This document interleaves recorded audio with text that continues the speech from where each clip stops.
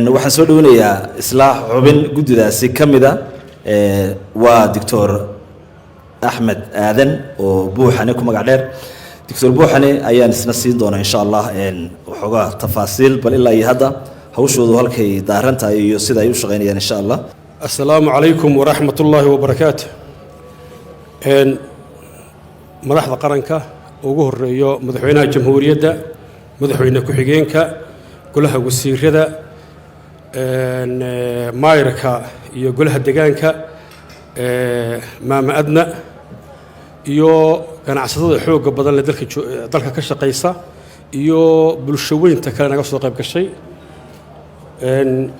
aad baan idin salaamayaa idinku celinayaa assalaamu alaykum wa rahmatullahi wa barakaatuh. walaalayaal anoo afhayeenka guddiga culimada iyo ganacsatada waaweyn ee dalka waxaan rabaa inaan idin sheego ama idin yar falanqeeyo bal waqtigii aanu soo marnay si wuxuu dhaceen iyo guddiga sida loo sameeyay iyo wixii natiijo ka soo baxay anoo ku degdegaya culimada iyo aqoonyahanku iyo gaar ahaan nimanka la yiraahdo tujaartu dareenka maalinta dhacay 29kii bisha Shaabcaan ku beegnayd 1 bisha afraad markiiba kulamay qabteen degdega masiibadii cuslayd ee dhacday qaarkoodna wax badan ay ku lahaayeen waliba bunuugta waaweyn ee xoogga leh sida Dahabshiil iyo Dar es Salaam ay u badnaayeen deymaha badan ee ganacsiga ahaa ee ku dhex jiray halka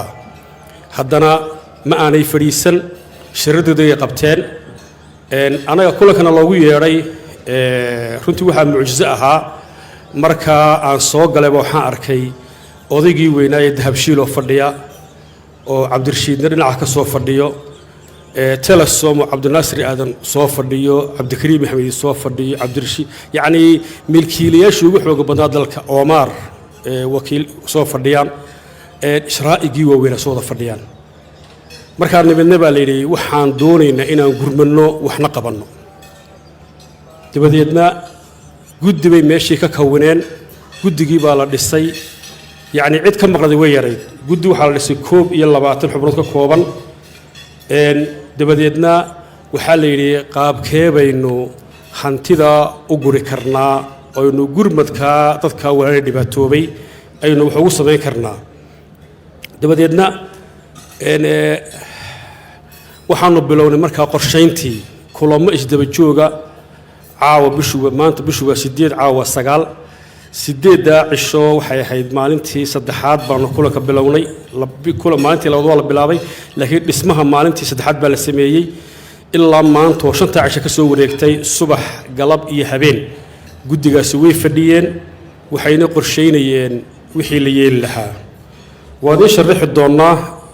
qaabka loo sameeyay qorshayaashada faraha badan lee fadhiyay waxa ka soo baxay in guddigii markii la dhisay la qoray phases aanu kala sameynay kuwaas oo kala phase-ka koowaad oo caawa aan ku tala galnay oo lacag 8 milyan oo dollar ilaahi idankii aan rajeynayno inay noo soo xirooto phase-ka labaad phase-ka saddexaad waxa weeye qaybtii dumarka iyo haweenka qaybtii dhalinyarada qaybtii waxa soo hadhay dalalka dibadda iyo shaqaalihii dawladda shaqaalaha baraafitka golayaasha qaranka golayaasha deegaanka iyo dhammaan gobolada iyo degmooyinka dalka ayaa loo dhaadhici doonaa si hantida meesha ka baxday bal waxaynu awoodi karayno aynu soo gelino qaybaha cabiradu way kala duwan yihiin tan caawo waa tan degdega ee shakhsiga ama shirkadda la kicinayo ay ka jawaabayaan wixii aanu u qoondaynay inay noo jawaabaan intii ka dambaysana waxaan gali doonaa qaybaha aan soo sheegnay faraha badan leh sidoo kale guddigu waxa ay la xiriiday gobolada ama wadamada dibadda ka Soomaaliland bay la xiriiday sida wadamada Mareykanka oo gobolka Minnesota Soomaalidu u fara badan tahay ay kulamo degdega wadaan laga yaabaa caawada aan joogno mid baa dhici doona axaddana mid baa dhici doona sidoo oo kale ingiriiska shirar degdega ayaa ka socda isagana sidoo kale South Africa wuu ka socdaa sidoo kale Kenya xidhiidh baan la sameynay maalinta axadda ayay kulanka leeyihiin waxaan kaloo xidhiidh la sameynay magaalada Muqdisho cidii joogtay oo iyaguna waxa ku dhawaaqay 2 milyan laakiin dib bay iskugu noqdeen oo waxay yiraahdeen waa inaan ka badinaa waxay lagu dari doona garan mayno Puntland guddi bay samaysteen way la soo xidheen way wadaan hawshoodii Djibouti waxna way soo direen xagga xukuumadahan ganacsiguna wuxuu ballan qaaday inaan ka daba tagno oo xagga ugu tagno dawlad deegaanka Soomaaliyeed jigjiga shirkoodii ugu horeeyay way qabteen waana kuwii shalay toole salaadiintu ay hadashay ay yiraahdeen degdeg ha loo kaalmeeyo wadamada Carabta iyo wadamada Yurub qaarkood waan arkaynaa qoraalada ay qorayaan iyo fadhiyadooda sawirradooda soo direen laakiin xidhiidh toos ah lama intaan la xidhna waa intan weeyaan annaga qaabkayagu wuxuu u shaqayn doonaa aan doonaynaa account-yaan sameynay account-kaasi in yar baan ku kala duwanahay ka dawladda waayo dawladdu waxay qaabilaysaa hay'adaha dawliga ah iyo waxay qaabilaysaa dawladaha caalamka cidii wax taraysa dalkeena ilaahay idinka wayna badnaan doonaan intaas iyadu qaabilaysa anagu waxaan qaabilaynaa ganacsatada iyo shacabweynaha Soomaaliyeed isirka Soomaaliyeed meel uu joogaba ayaanu qaabilaynaa maadaama ummadeennii xogaa waxbarasho fiicanna way jirtaa maanta xogaa culaysna wuu iska jiraa sidiisaba oo ah shaki iyo dunuun baa soo baxday si loo kala bogsado ilaahay idinkii ilaahum baa bogsiin kara laakiin waxaanu qorsheynay wax ayagu wax digital ah inay ku baxaan website la yiraahdo kaalmada iyo gargaarka suuqa waaheen ayaanu sameynay haddaba aan la fadhino uu shaqeynaya oo inamadii ka shaqeynaya wayna la joogaan in marka wax alla wixii ku soo dhacay shilin ah markay daatahan noogu soo dhacdo annaga inay ka cadaato marka isla markaa bunuugta waaweyn sida dahabshiil oo kale salaam oo kale amal oo kale ay ku soo dhacaan Premier Bank ku soo dhacay saa u soo dhacaanba daafadiyo culus waxa ka soo muuqan doontaa marka qofkii doonaya inuu galo website-kayga oo page-kayga uu tagayaa wuu ka eegayaa wuu ka arkayaa dhammaan wixii ku qornaa wuu ka arkayaa markaaba saasaan go'aansanay sidoo oo kale saan idin sheegnay horeba annagu nafteedana waa ka xarinay inaanu wixii meesha soo galaya imanaya aanu taabanno maadaama ganacsatada lagu magacaabay iyo ay joogaan culimadiiba in mataqaana wixii soo baxay ka soo lagu baxaya shir han noqoto fadhi han noqoto isgaarsiinta iyo warfaafinta han noqoto TV-yada qaran iyo kuwa kale noo iman doonaba han noqoto iyo wixii nagu baxa kharashaad ee stationery iyo wixii office lahaaba annaga jeebkayaga ayuu ka bixi doonaa jeebkayu ka bixi doonaa annagaana isxabsanayna laakiin xisaabta loogu talagalay dad yartaa marna ku jiri maayo haddii ilaahay yiraahdo gobolada dalka haddaan ku yar noqdo in yar way is abaabuleen dhammaantoodba xiriir baan ka haynaa gobolka Awdal gobolka Togdheer Sool waan ka haynaa Sanaagna TV-dan ka aragnay waa dhiirigelinaa dhammaantoodbana shacbiga waxa laga soo guranaa waa hawl shacab waa dhiirigelinaynaa inay ismaamulaan oo iyaguna waxooda soo wara tagi doona haddii ilaahay yiraahdo qodobka muhiimkii wuxuu yahay marka anagu waxaan sameynay marka liis baan sameynay liiska lacag baan ku qornay qof walbaba macnaheedu shakhsiyaad way yar yihiin inta badan wax u badan yihiin sharaa'iga waaweyn buu badan yihiin oo isku tagay oo bulshadanu ay leedahay lacagtaas waxaan doonaynaa in loogu dhawaaqo aqlabiyadda shirkadaha halkan ka akhriyo doonana way dhawaaqeen wayna sheegeen waxa ay bixinayaan waxaan si aad iyo aad si gaar ugu sii mahadnaqayaa annagiyoonan dirsan oo la hadal ayaa waxa soo booday ninka la yiraahdo shirkadda Faras waxa uu kala baxday 1 iyo 2 u kala baxday dabeedna qaybteeda koowaad annagoon laba hadlin ba ku soo shubeen lacag 50 kuna sidoo oo kaleento ina gaafane xamse uu la fadhiyaa annaga oo xalay oo kaliya telefoon u dirnay saaka uu ku shubay isagu sharaa'iga waaweyn ay ka mid yihiin dahabshiil telesom maxamed oo Saciid Omar World Remit ina afdiinle iyo Trafigura intaas qodob qolo waa sharaa'iga waaweyn midkiiba waxaan ku qorannay lacag nus milyan ah waxaan codsanayaa inkastoo noo sheegeen annaga laakiin waxaan codsanaynaa inay lacagtaasi oo 3 milyan bar dollar ah annagoo bartaa joogna hadda ay noo dhawaaqaan inamadii mikrofoonka aawe waxaan codsanaynaa okay lagu kala kici maayo caawa waa ku faraxsanay runtii inaan liiskan ku qoray ka qayb qaadano lacagtaana accountka berito ku shubno haddii la ka dhigo waliba shaqaalaha iyaga iyo wakiiladeedana waxaanu ku dhiirigelinaynaa oo aanu kala shaqeynaa iyaguna inay qaybtooda aanu ka soo ururino oo aanu accountka ku shubno haddii la ka dhigo assalaamu calaykum haddaan Telesom Group nahay anaguna waxaan bixinaynaa 500,000 shaqaalaha iyaguna waxay ku dhawaaqeen 100,000 inay bixiyaan iyaguna 600,000 weeyaan Telesom waxaan halka salaamayaa madaxda sharafta leh oo madaxweynuhu horeeyo madaxweyne ku-xigeenka golaha wasiirada haddaan u dhaadhaco anigoo ku hadlaya afka MSG Group iyo mulkiilaha shirkadda Maxamed Saciid Geedi waxaan halkan kaga dhawaaqaynaa 500,000 waxaanu dib ugu noqon doonaa shaqaalahayaga waxay ku contribute gareynayaan suuqa waaheen inaanu qaybteeda ka qaadano wad maasantii salaamu calaykum بسم الله الرحمن الرحيم اللهم صل على سيدنا محمد وعلى آله وصحبه وسلم مدحوينها مدحوين كحجانك وسيردا اللبانada dhamaan waan salaamayaa assalaamu calaykum wa rahmatullahi wa barakaatuh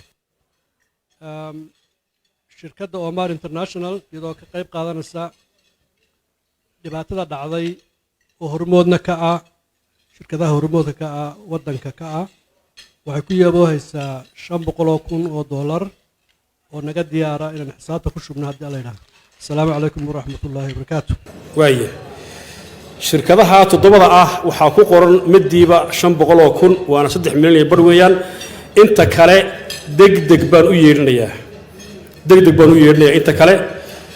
waxaanu qorshaysanay markaa cidna inaan laga tegin haddana ma wada gaari karna bulshada sidaanu qorshaynay waa phase 1 iyo 2 iyo 3 iyo 4 iyo 5 taasoo socon doontaa marka iminka sharaa'iga dalkaan galaynaa intaan la gelin horta ciddaa bixisay ee dhaqaalaha inta laga bixisay ayaynu u ducaynaynaa بسم الله الحمد لله الصلاة والسلام على أشرف الأنبياء والمرسلين سيدنا ونبينا وحبيبنا محمد وعلى آله وصحبه ومن تبعهم بإحسان إلى يوم الدين وهبة مهمة وحفلات غالية مدحوينها مدحوين كحيجينك قراء حكومة كان عسيدة كلا دوغن dhamaan marti sharafka kala duwan ka soo qayb gashay xafladan waxa oranayaa marka hore u ducaysnaayeen hore u barakeysnaayeen ma sha Allah maalkooga iyo hantidooda waa ka muuqatay waxay ducadu ku kooban tahay ilaahay ha u aqbalo aamin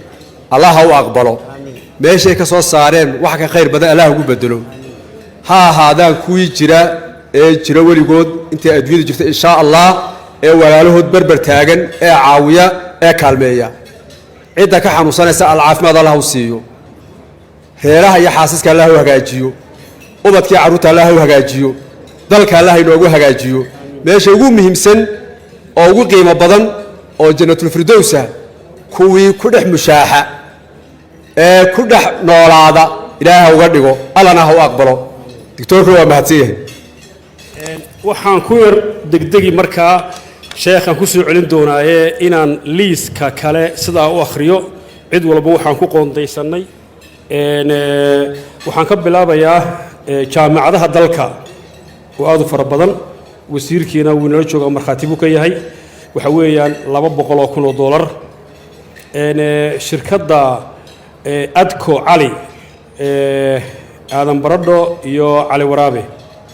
iyaga $150 baa ku qoran $150,000 baa ku qoran daruuri shirkadaha bakhaarleyda $150,000 baa ku qoran SBI ina geelle waxaa ku qoran $100,000 baa ku qoran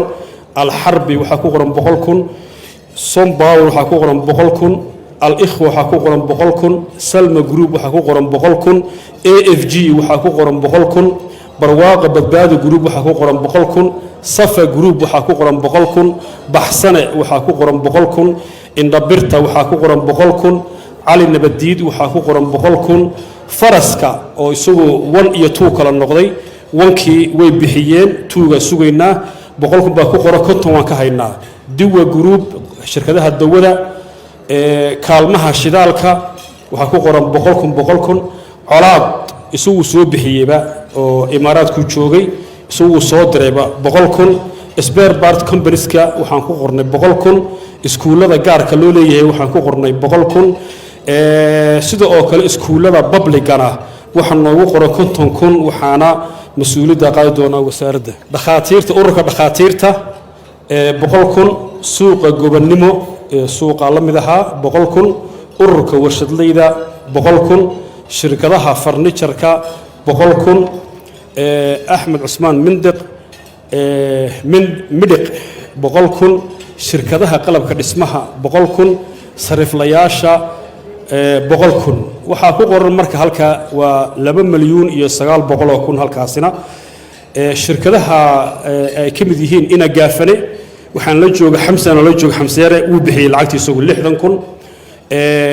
Red Sea Petroleum 50,000 Som Petroleum 50,000 Somer 50,000 Ambassador Hotel 50,000 Saadaddiin Furniture waxaa Saadaddiin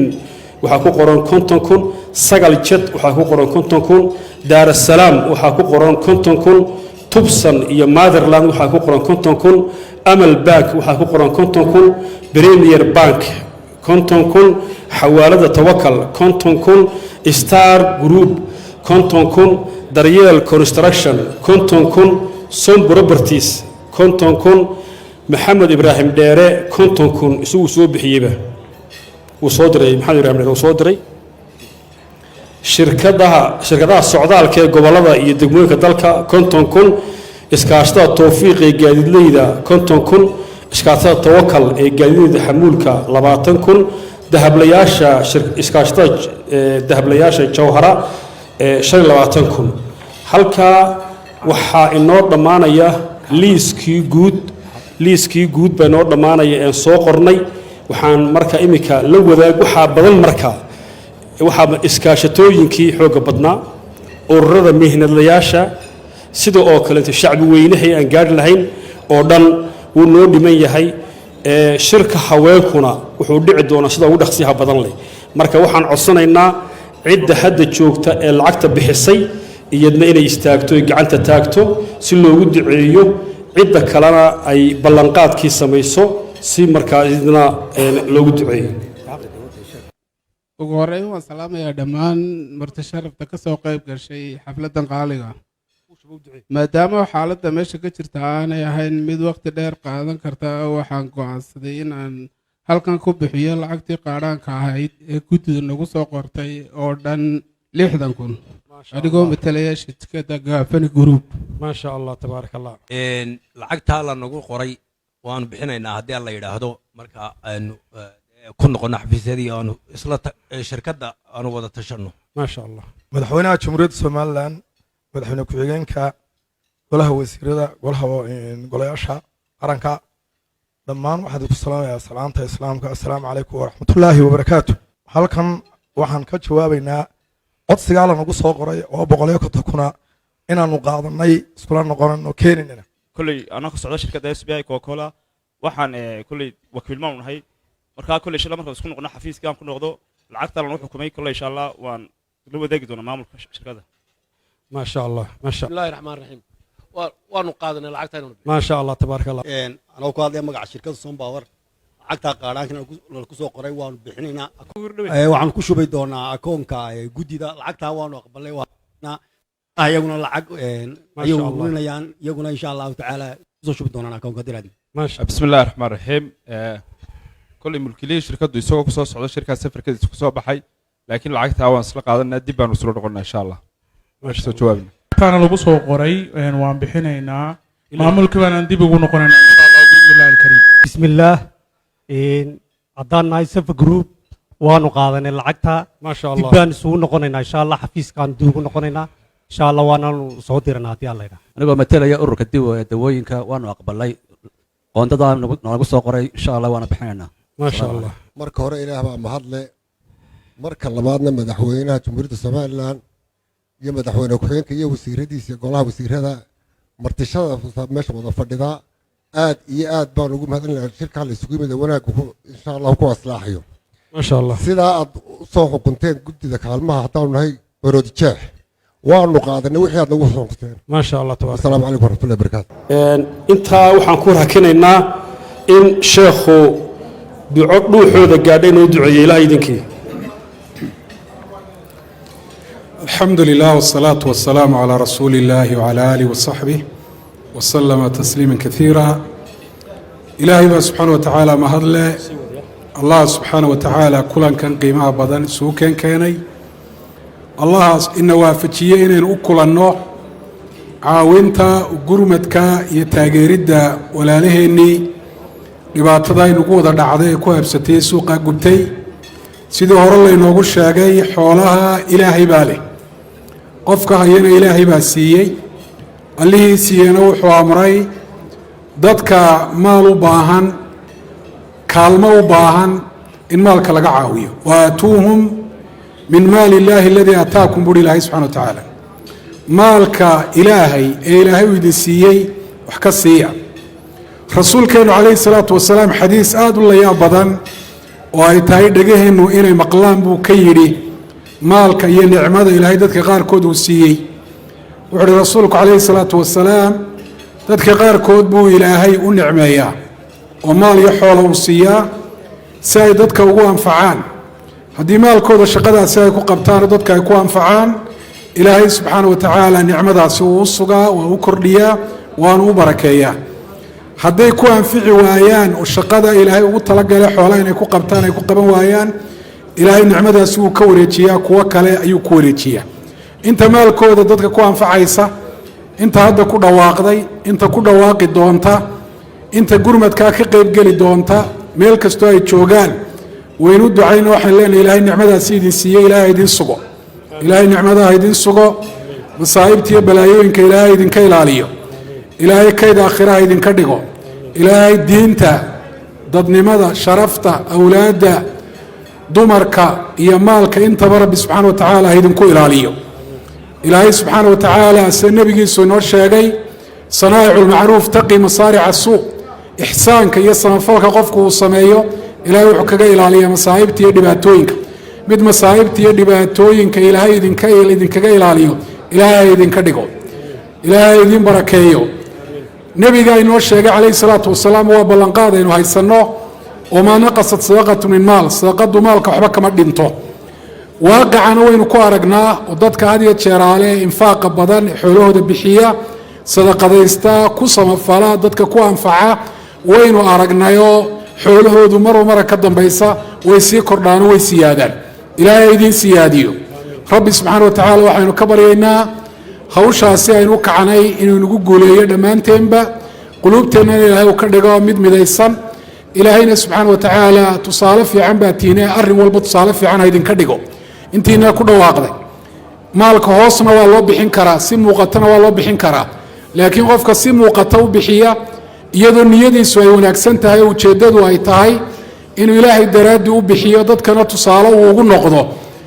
ajar dheeraada buu helaa rasuulku calayhi salaatu wasalaam maruu ku baaqay in la sadaqad la bixiyo ninbaa wuxuu keenay xoolo culus oo dirqi uu ku sido rasuulku calayhi salaatu wasalaam ninkaa intuu farta ku fiiqay buu yidhi man sanna fi lislaami sunnatan xasana falahu ajruha wa ajru man camila biha qofka waddo fiican dadka u jeexa tusaale fiican u noqda ajarkii wanaaggaasuu leeyahay cid kastoo kaga dayatayna ajarkii ka heleen mid leeg buu ka helay iyadoo waxbaan laga nuqsaaminahayn marka wixii aad ku dhawaaqdaan dad badan bay dhiiri gelinaysa oo idinkaga dayanaya kuwaana ajarkay ka helaan waxay bixiyeen iyadoo waxba laga dhimin idinkuna maadaama tusaale fiican aad u noqoteen waxbaad ku helaysaan ilaahay tusaale fiican haynaga dhigo dhammaanteenba rabbina subxaana wa tacaala ducada haynoo aqbalo haynoo sugo ilaah baynu ka baryaynaa raxamaadkiisa iyo barakooyinka samada iyo dhulkaba inuu inoo furo wasala allahu calaa nabiyina maxamed waxaynu ka wadaynaa meesha colaad wuu bixiyey boqolkiisa kun spare part companieski shirkadihii spare partska iskuullada gaarka loo leeyahay iyo iskuullada dowladda waxaa ku qoran 150 kun iskuullada gaarka loo leeyahay daladii way joogtaa madaxweynaha jamhuuriyadda Soomaaliland madaxweyne ku-xigeenka golayaasha qaranka ganacsatada iyo dhammaanba marti sharafka ka soo qayb gashay kulanka qiimaha badan leh waxaan ku salaamay salaanta islaamka assalaamu calaykum waraxmatullahi wabarakaatu runtii si gaar ay noo taabatay musiibada ku habtay qarankeenna ee ka dhacday suuqa waaheen waxyaabaha waxa ay guddida nagu soo qortay lacagtaana insha allah waxaanu kula noqon doonaa iskuuladeenna iyagoo bareefiyad bulga isku midun yihiin runtii oon la kala saarayn haddana insha allah intaa la nagu qoray insha allah waan qaadanay waxaanu kula noqonnaa iskuullada insha allah waxaad noogu soo ducaysay ilaa inoo dhabeerayo waayo annaga maaha shirkad meel taalo dee lacagta laga soo qaadaye waa iskuulladana insha allah dee waxa weeyaan waqti bay qaadan doontaa insha allah waananu isku noqon doonaa waanad mahadsantihiin assalaamu calaykum بسم الله الرحمن الرحيم والسلام يا متشرفتا قولها دحه حكومة دولة هوسة يا متشرفتها sidoo kale culimada waan salaamayaa haddana ururka dhakhaatiirta waxa guddidu nagu xukuntay waanu qaadanay insha Allah waanu ka soo wadashadana waanu soo gudbin doonaa insha Allah ما شاء الله بسم الله الرحمن الرحيم مدحوينها جمهورية الصوماليلاند مدحوينه ku-xigeenka maayarka caasimadda iyo golaha deegaanka متشرفتا kale ee ganacsatada ay halkan isku timid dhamaantiinba marka ugu horeysa waa salaamantihiin salaanta islaamka assalaamu calaykum waraxmatullaahi wabarakaatuh lacagtan lagu soo qoray ee qaaraan ururinta muslimadii ka dhacday suuqa waaheen waanu qaadanay haddii la yidhaahdo waanu islan iskugu noqonnaa maasha allah si degdegana insha allah hawshaa waanu gelinaa assalaamu calaykum waraxmatullaahi wabarakaatu haddaanu nahay ururka warshadleyda waanu qaadanay waana soo bixinaynaa insha allahu tacaala inkastoo guddoomiyihii iyo xubnihii kale aanay malaha shirka joogin laakiin insha allah guddoomiyihii wuxuu ku maqan yahay baa la yidhi cimradii xaramku ku maqan yahay marka waanu qaadanay sheekh maasha allah qadarka lacageed ee nagu qoray $100,000 sida ay tahay baanu u qaadanay sida ugu dhaqsaha badanna waxaan ugu soo shubi doonaa accountka guddida haddii ilaahay qadaro waxaan ilaahay ka baryaynaa in gacanta ilaahay baa lagu dhargaaye oo arrimaha aynu ku jiro ee khayrga ay noo fududeeyo biidnillaahi kariim sida ugu dhaqsaha badanna inuugu asturo ummadda dhibaatada ay gaadhayna waxaynu ilaahay uga baryaynaa faraj khayr qaba gacanta ilaahay baa lagu dhargaa waxaynu ilaahay u weydiinaynaa bedel khayr qaba oo degdega biidnillaahi kariim wixii ay hayeen iyo wax ka badan bayna ahay inuu maaragtay soo geliyo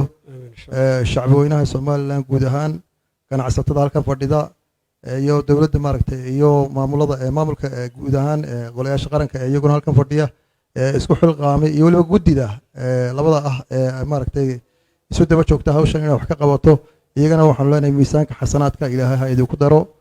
dhammaanteen waa salaamantihiin asalaamu calaykum waraxmatullahi wabarakaatu waxaan idinku salaamayaa salaanta islaamka assalaamu calaykum waraxmatullaahi wabarakaatu guddigu lacagta ay nagu xukuntay urur ahaan waanu qaadanay waananu bixin doonaa ururkana waanu bandhigayaa sida ugu dhaqsaha badan waanu bixinaa insha allah haddii ilaahay yidhaahdo madaxweynaha jamhuuriyadda somalilan iyo madaxweyne ku-xigeenka iyo dhammaan wasiirada waan salaamayaa annagu horaan isu xukunno sabt khamiistii waanu shirno shirkan maanaan ogeyn maasha allah marka gaar bay isugu yimaadeen shirkoodana xafiiskaygay ku yeesheen 100,000 bay isku xukumeen marka halkan umaan iman inaan maanta kaga dhawaaqan laakiin dee kul haddii ganacsigoo dhan la yeedhiyey anigaa madaxo oo shirkaygii wixii ka soo baxay u ahaa 100,000 sidaasaa insha allah tirada ugu darasaan iyagana 9 diyaaradood oo jamhuuriyadda somalilan ka howlgala $100,000 fiiska koowaad kaga qayb qaadanaya aad iyo aad bay u mahadsan iyagana ilaahay subxaana watacaala halkay ka soo saareen miisaan xasanaad leh ugu bedel asalaamu calaykum maasha allah بسم الله الرحمن الرحيم madaxweynaha qaranka madaxweyne ku-xigeenka intiina kalena waxaan u salaamayaa adna aadan ismarwaadna aadan ismaaciil dhammaantiin baa assalaamu calaykum waraxmatullaahi wabarakaatu intaa kadib qaadhaankan na lagu soo qoray shirkadda som petroleum halkan lagaga dhawaaqay idanka ilaahay waanu soo bixinaynaa waana isu tegaynaa ka maamul ahaan hawshaasna idanka ilaahay waxaanu jecel lahay annaga iyo kayrkaba inaanu ku degdegno waayo waxaanu ka shaqaynaynaaba waaba dab annaga laftiga iyagoo shirkadaha shidaalka iyo kuwa batroolka iyo kuwa elektriga iyo waxaan isleeyahay wixii lagu qoray inay hore usii bixiyaanba weeye asalaamu calaykum waraxmatullaahi wabarakaatu anoo ku hadlaya magaca reer stii mar labaad waxaan salaamayaa golayaasha qaranka ugu horreeya madaxweynaha jamhuuriyadda somalilan madaxweyne ku-xigeenka golayaasha qaranka waxaan si gaara isna u salaamaya maalinka caasimadda oo hawshaasi maaragtay si mug looga qayb qaatay iyo guddiyadii hawshaa gacanta ku hayay intaba lacagtaa la nagu soo qoray ee 50,000 waxaanu u qaadanay sida ay tahay sida ugu dhaqsaha badanna waxaanu ugu shubi doonaa accountka guddida haddii ilaahay qadaro aadna waa mahadsantihiin asalaamu calaykum waraxmatullahi wabarakaatu anigoo ka hadlaya magaca malbaan lacagta ay nagu soo qoreen guddiga gurmadka suuqa waaheen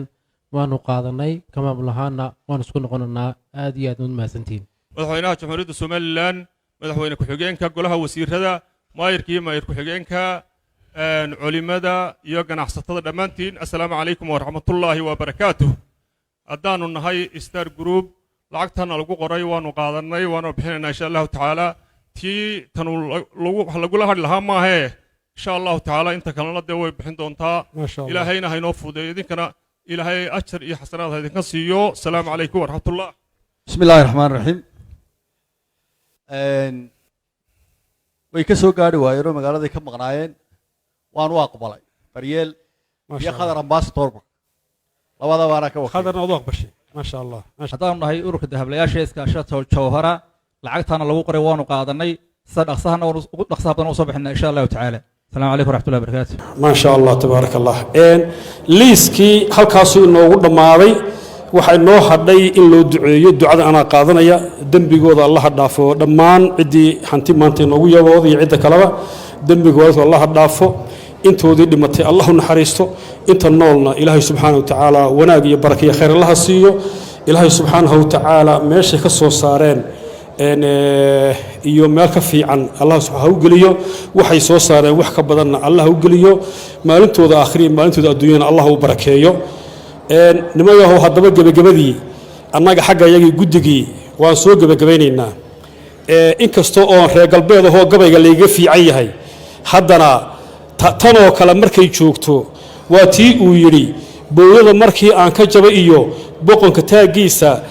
raggii buurta igala baxay beerka ka ogsooni marka runtii baaraka allahu fiikum aad baan ugu faraxsanahay inaad timaadeen inaan juhdigaa samaynay ilaahay idinkii annagana waxaad naga sugi doontaan warqad transparency oo cad oo waxaad soo dirteen iyo meeshay galeen oo dhan oo caddaynaan samayn doona biidni illahi alkariim allah inagu asturo waadna mahadsantihiin wakhtigaa maanta la joogo waxaan uga baxayaa qaybtii dowladda iyo mudanayaasha kale inala joogo wasalaamu calaykum waraxmatullahi wabarakatu